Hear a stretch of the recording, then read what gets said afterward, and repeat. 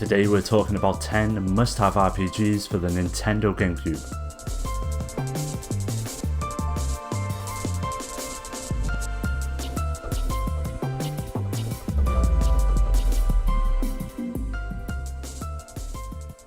Evolution Worlds brings together two adventures into one package that both originally appeared on the Sega Dreamcast. They see the player taking control of a band of heroes and setting out into the world to discover and gather various treasures from the many ruins located throughout the kingdom. Most of these ruins consist of a tower and sees you battling through each floor in order to reach a boss and ultimately gain their prize. Now the battling system is the real highlight of the game. It's turn-based in nature and revolves around mechanical items known as psi-frames. They allow the wearer to take advantage of a ton of special abilities, and throughout the adventure can both be customized and leveled up, allowing you to cater each to your specific style of play. During battle, in order to utilize these abilities, the player must spend FP points, which can be recovered every time you attack, use an item or defend. It's a neat little system, and although it won't blow the lid off combat within the genre, it is one of the finer aspects of the overall game. Evolution Worlds is a respectable RPG that well deserves playing through if you're a fan of the genre.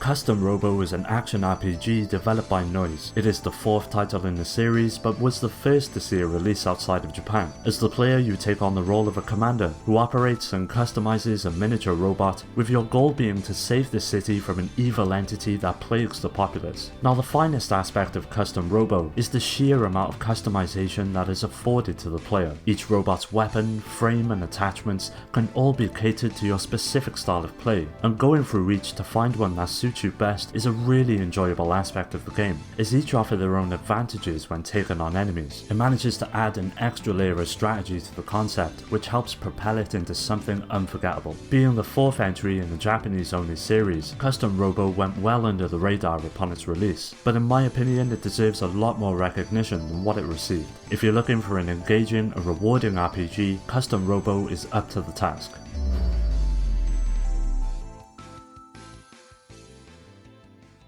Lost Kingdoms is an action RPG that sees the player setting out to save the land of Agril, a vibrant and lush location which is home to the main protagonist, who just so happens to be the kingdom's princess as well. Known as Katia, before she embarks on the journey, she is granted access to a runestone, which is central to the game's overall premise and mechanics. One of the main characteristics of any RPG is the battling system, and Lost Kingdoms does not disappoint. Battles play out in real time, causing the player to keep moving in order to avoid incoming attacks as you plan and execute your strategy. The use of cards takes center stage, which all possess many abilities and can be called upon in a flash. When talking about RPGs, the idea of a multiplayer mode is not something that is usually on the table, but with Lost Kingdoms you get to battle it out with a friend, which immensely adds to the overall replay value of the game.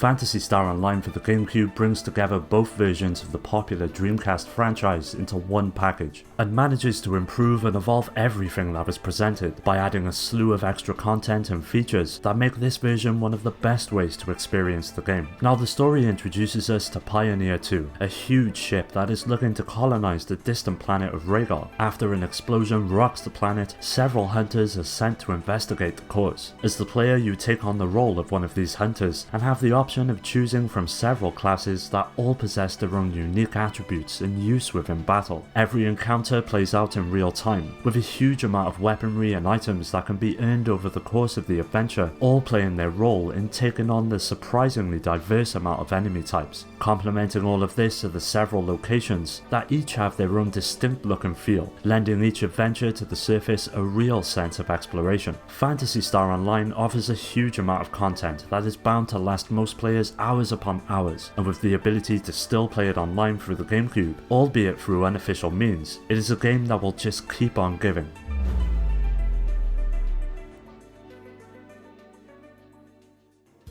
Gale of Darkness is the second entry in the Pokemon RPG series for the Gamecube. Following the events of the previous adventure, the player takes on the role of a child who sets out on a journey to ultimately bring an end to the actions of an evil organization known as Cypher, who have been snapping up Pokemon and transforming them into shadow versions of themselves. What stands out is how deep the story actually is when compared to the handheld adventures. Don't get me wrong, it's nothing award-winning, but it will keep you engaged and interested in what is going to happen next. Gameplay is made up of exploring the land, conversing with NPCs, and of course battling with the nearly 100 Pokemon that are in the game. As you would expect, it shares much in common with the handheld titles, and sees you choosing from a list of attacks to inflict upon your enemy. From basic swipes to more strategic abilities such as poison, there is a fair amount of strategy present that helps make the battling system one of the better aspects of the game. With a ton of side content to consume as well as the main story, Gale of Darkness offers up a great adventure that should not be missed by fans of the series.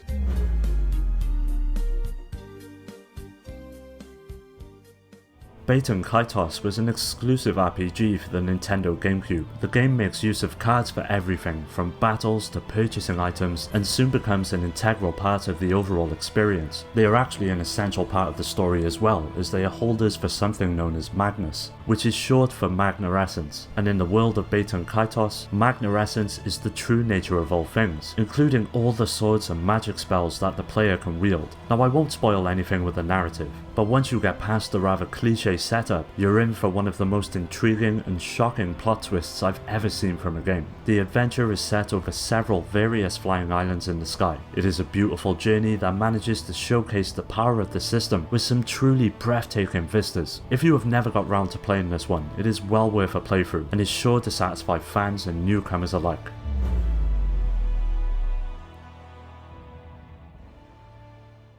Paper Mario: The Thousand Year Door was the second in the series that began life on the N64. It takes everyone's favourite plumber and plunges him into an adventure filled with charm and style. It all starts out quite simple, with Mario searching for Peach, but soon unfolds into one of the most well-told stories to come out of the genre. Now, no RPG is complete without an engaging and rewarding battling system. Paper Mario does not disappoint, with a turn-based structure taking centre stage that revolves around various gauges that are presented on the screen. You have HP, FP, and SP. As you would expect, they dictate the amount of health you have, attack points, and special moves that you can deal out. But what makes things interesting is the concept of an audience that watches each battle. If you please them with your performance, their cheers will fill your SP gauge, allowing you to perform more special moves. Each attack is fully interactive as well, usually requiring the player to hold a button, tap, or push the stick in specific ways. It's a nice inclusion that manages to make each action, no matter how small, all the more engaging.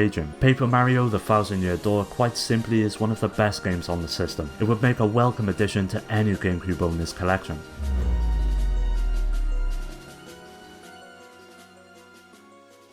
Path of Radiance is a tactical RPG that sees you taking on the role of a commander. Like most games in the series, character development plays an essential role in the proceedings, and with up to 46 to recruit, all of which offer their own abilities and uses within battle, it soon becomes an integral aspect to the overall gameplay. Battles play out on a grid and see both the player and enemy taking turns in which to move around the field and strategically plan their victory. Many different types of units are afforded to the player, each of which have their own distinct advantages or disadvantages depending on the situation at hand. Now, one feature that manages to add an extra layer of tension to even the most humble of encounters is the fact that if your unit is defeated, it is gone for good. No extra life and no second chance. I found this aspect incredibly welcome, as it pushes you to not make many mistakes and plays into the connection you'll start to build with each character. If you are new to the series, the GameCube iteration would provide the perfect jumping on point, and with the sheer amount of content on offer, it will surely last you quite some time to see everything the experience has to offer.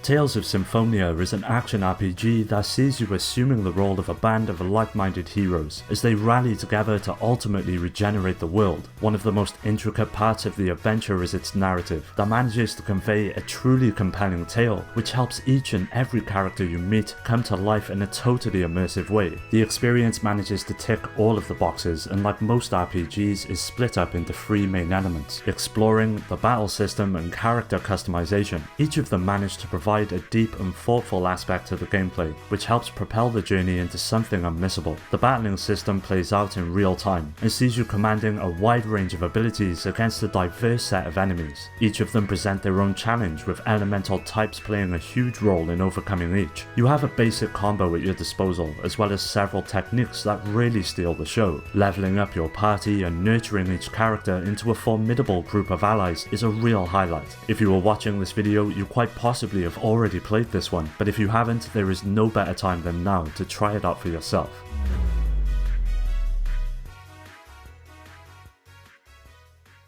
Skies of Arcadia is well and truly the finest RPG on the Gamecube. Rarely has each element such as battles, story and visuals come together to create a near-perfect experience for both fans of the genre and newcomers alike. The adventure begins with a mysterious girl being attacked by an airship. Our gang of heroes swoop in and save the girl, but stumble into a tale that spans generations and soon embark on a journey that encompasses the entire kingdom. Battles play out in a turn-based manner and present the usual options to the player, such as basic attacks and utilizing items, but where it truly comes into its own is through the use of the spirit system. Each magic action within battle is beholden to the amount of spirit points you possess, and it all soon becomes a balancing act of trying to manage your points in the most efficient way possible. Throughout the adventure, you'll be encountering specific items that allow each character's abilities to grow and flourish, which ultimately culminates in your team becoming an unstoppable force. The experience will generally last around 60 hours if you complete the generous amount of optional content as well, which makes Skies of Arcadia one of the most robust RPGs the system has to offer.